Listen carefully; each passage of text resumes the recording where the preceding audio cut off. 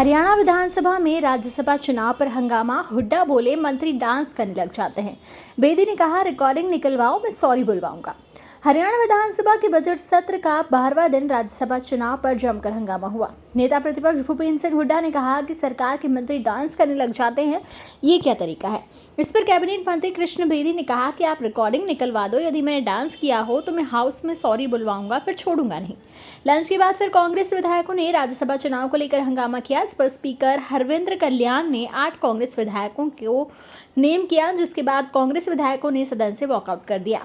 इसके बाद मुख्यमंत्री नायब सैनी खड़े हुए और उन्होंने शायरी पढ़ते हुए कांग्रेस पर तंज कसा। उन्होंने कहा, मैं हैरान हूं कि इतने सीनियर नेता होने के बाद भी ये नहीं जानते कि ना वोट चोरी होती है, ना ईवीएम में कोई गड़बड़ी होती है। लोकतंत्र की यही खूबी है कि अंतरात्मा को जगा देता है अगर वो सोई हुई होती है।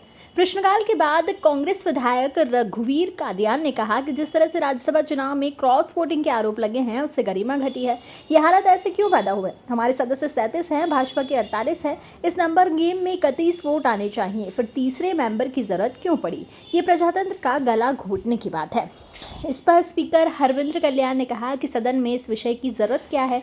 इस पर हंगामा हो गया। कांग्रेस विधायक नारेबाजी करते हुए वेल तक पहुंच गए और वोट चोर गद्दी छोड़ के नारे लगाए। इस पर स्पीकर को सदन की कार्रवाई 15 मिनट के लिए स्थगित करनी पड़ी।